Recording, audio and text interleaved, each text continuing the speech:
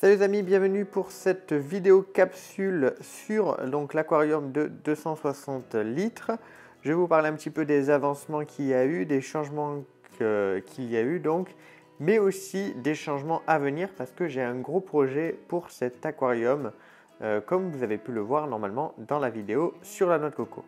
Par les plus gros changements, on a ceci. Alors ce que vous voyez là, ce sont des bébés ancistrus. Il y en a partout dans l'aquarium. Clairement, on a eu une explosion au niveau des naissances des ancistrus. À l'origine, on n'en avait eu que 3. On s'était dit, bon, il y a assez de poissons, assez, on va dire, de prédateurs pour avoir une repro assez douce. Et donc, les 3, on arrivera à trouver des gens pour les récupérer. Là, la dernière fois, j'ai relevé la noix de coco qui est ici et il y en avait peut-être une trentaine en dessous. Donc, du coup, qu'est-ce qu'on a fait? On a séparé le couple. J'ai mis la femelle dans l'holotech et donc, il ne reste plus que le mâle ici. Pour l'instant, des petits qu'on a vus, j'ai l'impression qu'ils ont tous pris de la femelle. Donc, ils sont tous noirs tachetés. Pour l'instant, j'en vois pas avec des voiles longs comme le père, ni des albinos, donc comme le père. En termes de population, ce qui a changé aussi, c'est qu'on a perdu, malheureusement, on a perdu une de ces crevettes filtreuses. Il m'en reste plus qu'une, donc les crevettes qu'on avait récupérées chez une personne qui s'en débarrassait. Donc, elle était 2 fois plus grosse que celle-là. Donc je pense que c'est dû à l'âge. Donc celle-ci pour l'instant est toute seule, mais j'espère pouvoir lui prendre quelques copines prochainement.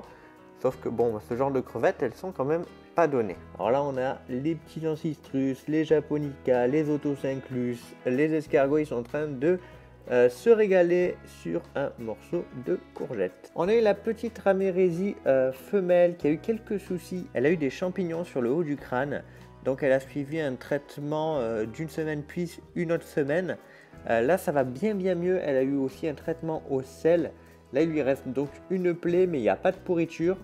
Elle va bien, elle mange bien donc il faut y laisser le temps de cicatriser. Donc elle est toute seule pour le moment. Donc le mâle est décédé il y a un petit moment maintenant. Donc du coup qu'elle a eu ce petit champignon tout ça. Au même moment où le mâle est mort, on n'a clairement pas décidé de prendre notre mâle tout de suite. On attendait de voir un petit peu son comportement, voir un petit peu si elle s'en sort bien avant de prendre un mâle. Puisque bon, si on la perdait, on n'avait pas envie de se retrouver de nouveau avec un mâle tout seul. Du coup, voilà, pour l'instant elle est toute seule, mais elle fait sa petite vie tranquillement. Alors pour ceux qui ont les yeux avertis, vous aurez pu remarquer les petits points blancs là sur l'Alumbia. En fait, c'est la grosse Anubia qu'il y avait dans l'aquarium des poissons rouges, comme celle-ci qui est là-bas, comme cette cryptocorine juste ici. Elles ont suivi, donc comme je vous l'avais dit, un gros traitement d'algues dans un bac à part. Une fois que le traitement s'est terminé 4 semaines plus tard, donc je les ai déplacés, j'en ai mis un ici, j'en ai mis dans le low-tech. Pas parce qu'ils vont rester ici, mais principalement pour qu'elles se fassent nettoyer, tout simplement. Donc après que je les ai mis, on a eu les ancistrus, on a eu les crevettes, que ce soit dans les 2 bacs. Ils sont allés dessus et ils se sont régalés avec ce qui est resté d'algues, etc. Donc ils les ont bien nettoyées. Là, elles se retrouvent vraiment pas mal. Elles n'ont plus les algues qu'elles avaient avant. Et donc ça, c'est vraiment cool. Donc je pourrais en rajouter et en remettre dans le bac des poissons rouges, mais je vais aussi en garder pour ce bac. On a la cryptocorine balansae, la grande qui est ici, qui m'a fait des petites pousses juste là, qui m'a fait donc une petite pousse que vous voyez ici. La cryptocorine balansae, c'est clairement une des plantes qui me fait le plus de pousses en tant que cryptocorine. C'est un truc de fou, elle m'en fait énormément. Que ce soit ici ou dans le low-tech, j'ai un nombre incalculable de pousses. Vous l'avez vu, j'en ai mis pas mal dans l'aquarium des poissons rouges. Donc je suis vraiment très contente de cette plante. Voilà à peu près, vous savez, pour les changements qu'il y a eu dans ce bac. Et j'ai des projets. J'ai des projets pour ce bac. Comme je vous l'ai dit dans la vidéo sur la noix de coco, j'ai l'intention de faire de ce bac un low-tech. Actuellement, il est filtré avec une pompe. Et j'ai l'intention de retirer complètement cette pompe. Alors le problème à ça, c'est que pour faire un low-tech, vous le savez peut-être, il faut un aquarium planté à 80-90%. Donc vraiment beaucoup de plantes dans l'aquarium pour arriver à gérer et à filtrer toutes les saletés, toutes les détritus que les poissons et la nourriture va générer. Le problème de ça, c'est que quand on plante beaucoup un aquarium, on n'a plus vraiment d'espace au sol. Quand comme moi, on a ce genre de petits poissons là cachés qui sont donc des corydoras, eh bien eux ont besoin d'une surface au sol. Donc on va devoir gérer une surface au sol et cette fois-ci je vais leur faire une surface de sable. C'est ce que les Corydoras apprécient bien, ils aiment bien aller dans le sable pour se laver, dans le sable.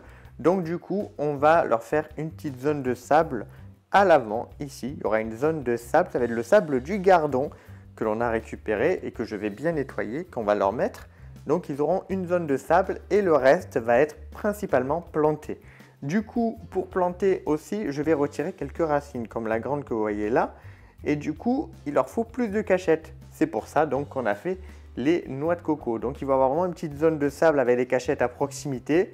Et le reste va être énormément planté. Petit à petit, hein, je vais pas, là j'ai pas les plantes, j'ai pas beaucoup de plantes à leur mettre. Mais petit à petit, il va être de plus en plus planté avec les boutures de mes autres bagues, avec des plantes que je vais acheter, dans le but par la suite de retirer complètement la filtration. Donc c'est un projet que l'on va faire ensemble, j'espère que ça vous intéresse et que ça va vous plaire. Il y aura donc une vidéo sur les gros changements et ensuite des petites capsules pour vous informer un petit peu des avancements du bac. J'espère que ça vous plaira. Merci d'avoir regardé cette vidéo, je vous dis à très vite. N'hésitez pas à me dire ce que vous avez pensé dans les commentaires et à la partager. Bye bye tout le monde.